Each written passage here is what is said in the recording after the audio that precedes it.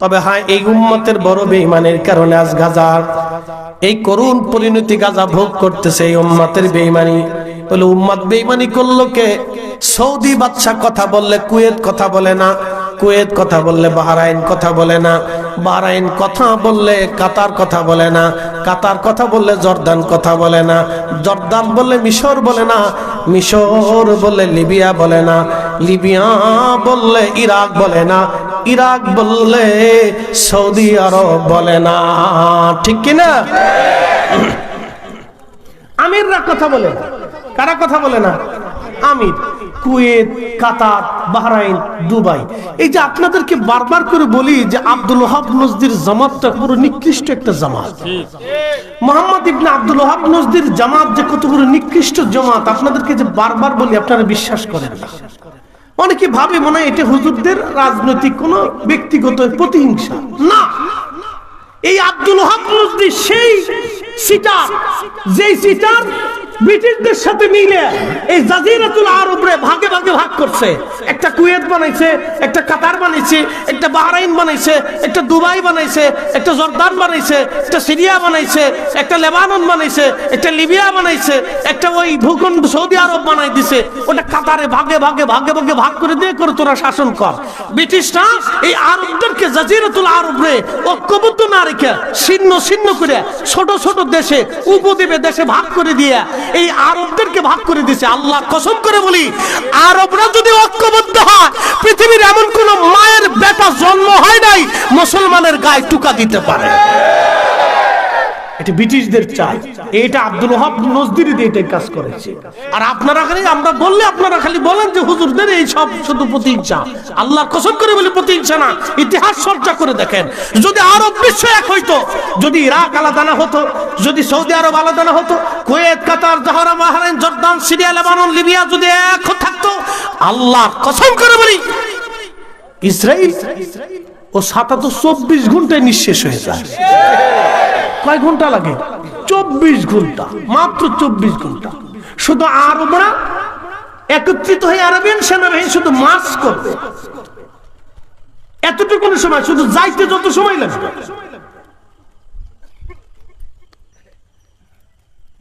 এটারই আব্দুল ওহাব নজদি ভাগে ভাগে ভাগে ভাগে ভাগ করে দিয়ে ব্রিটিশটা ওরে দিয়ে ভাগ করেছে।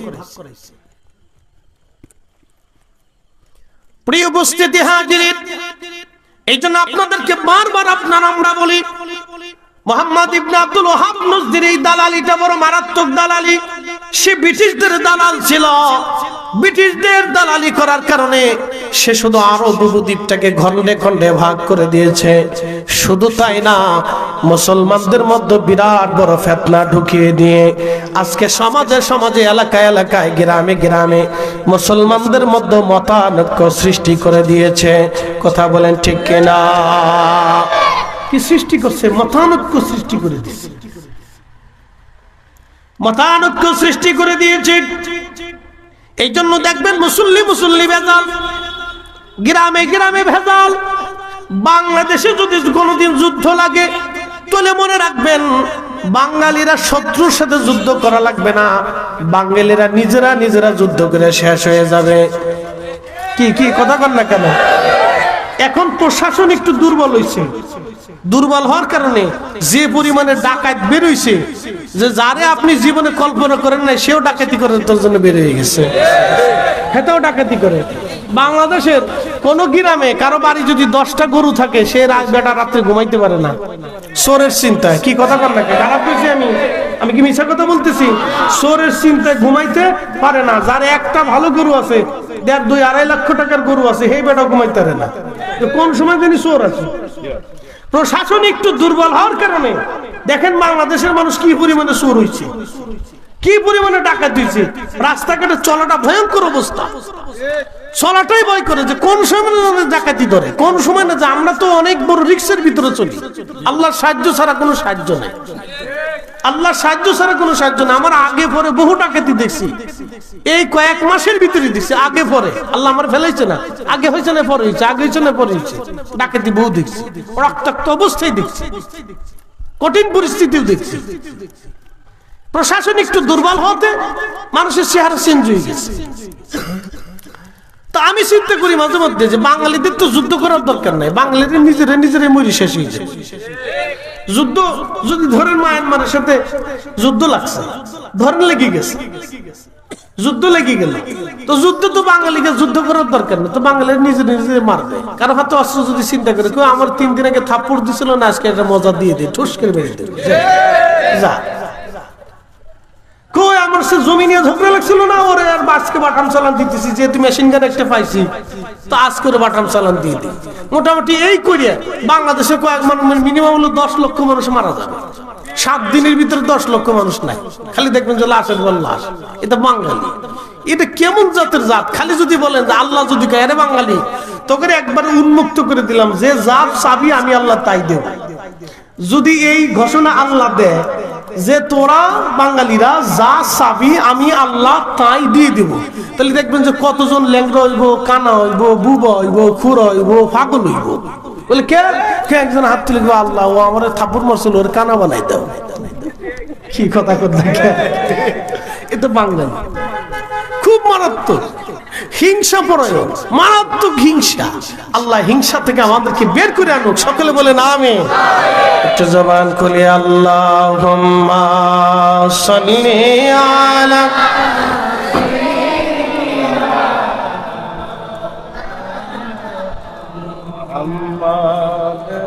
ওয়া আলা আলি সাইয়্যিদিনা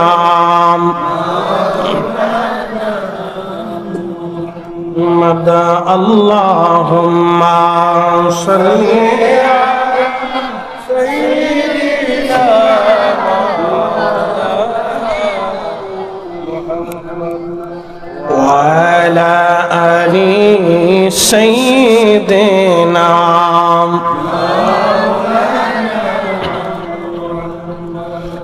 বাড়ি বাড়ি কররে মন এবারি ঘর তোমার নাম, যেই বাড়িতে শৈবারে মন কবর তাহার ঠিকানা। আল্লাহুম্মা সাল্লি আলা আহা মাশাআল্লাহ আল্লাহু আকবার মাওলানা মুহাম্মদ ওয়া আলা আলি সাইয়্যিদিনা।